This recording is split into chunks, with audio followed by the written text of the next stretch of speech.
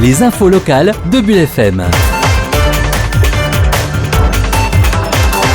Aujourd'hui, nous parlerons travaux, mais également Épernay Terre de Jeux 2024. Nous évoquerons le festival à l'air libre et en partie reportage, nous nous intéresserons à un projet de musée regroupant du matériel radioamateur et CB. Des travaux se déroulent jusqu'au 24 juillet sur la RD3, dans l'axe Épernay-Dormans. Il s'agit de la création de tranchées pour les réseaux de télécommunications. La circulation est alternée avec feu et la vitesse est limitée à 30 km/h. Soyez donc prudents aux abords de ce chantier. Épernay, Terre de Jeux 2024, c'est un nom à retenir puisque dans 4 ans, la France va accueillir les Jeux Olympiques et Paralympiques et la ville d'Épernay a souhaité participer à cette aventure et elle a reçu pour ça ce label Terre de Jeux 2024. Des événements autour du sport seront organisés, notamment des rencontres entre athlètes de haut niveau régionaux et des scolaires. Nous reviendrons bien évidemment sur ces manifestations très régulièrement dès qu'elles seront organisées. Vous aimez respirer l'air libre, vous aimez la musique, le festival à l'air libre est donc fait pour vous. C'est tous les vendredis et samedis dans les jardins de l'hôtel de ville, un festival qui vient en remplacement de Voile à l'été. Bien évidemment, les gestes barrières sont à respecter, gel hydroalcoolique présent, l'entrée est gratuite mais le nombre de places est limité et en configuration assise. Ce festival, à raison de 2 concerts par semaine, se déroule jusqu'au 14 août et est organisé par la ville d'Épernay.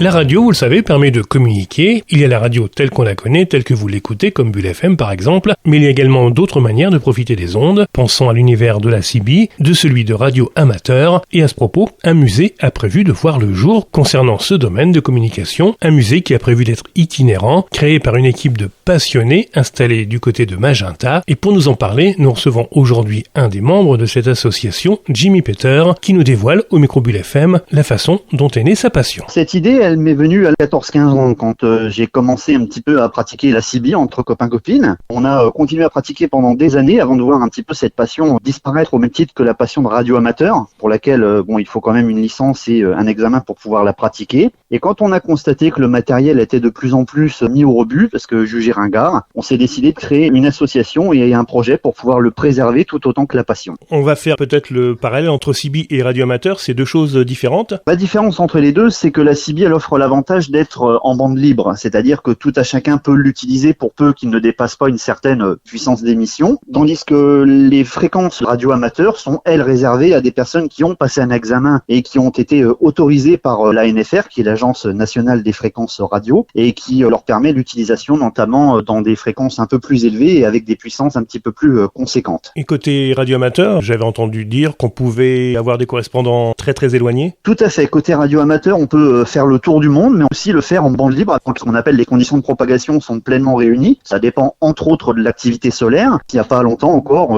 moi j'ai pu faire depuis la maison, la Roumanie, l'Indonésie, et après on peut faire également la Guadeloupe, la Guyane, qui arrive sans aucune difficulté. Ce musée aura quelque chose d'assez original puisque vous le souhaitez itinérant, alors ça c'est une grande première. C'est une grande première et on a voulu surtout un concept qui, à notre connaissance, n'existait pas encore dans le pays, tout simplement. Alors il existe bien évidemment quelques musées de la radio ça et là, qui sont essentiellement des musées dédiés à la radio commerciale, mais nous, on a voulu faire ce musée itinérant dans un premier temps dans tout le département, que les gens puissent directement accéder à la caravane, puisque voilà, je projette de mettre ce musée itinérant dans une caravane, et ça permet un petit peu d'aller directement découvrir que aujourd'hui, on a peut-être le tout internet, les smartphones et autres gadgets numériques, mais qu'à une époque, les communications passaient par la voie des ondes et que c'est toujours intéressant de découvrir un petit peu le passé technologique. Du matériel, une caravane, faut un sacré budget, vous souhaitez des aides? Oui, bien évidemment, ça représente un budget, d'autant plus qu'on est vraiment un tout petit comité de bénévoles à vraiment s'impliquer dans le projet. On est 5-6 bénévoles. On souhaite un petit peu financer cette caravane pliante qui sera très utile pour nous, qui nous permettra de la stocker sans trop de difficultés et avec laquelle on pourra parcourir dans un premier temps tout le département pour proposer des animations, des démonstrations et justement la rubrique musée. Et puis par la suite, si on voit que le succès est au rendez-vous, pourquoi pas étendre aux régions voisines et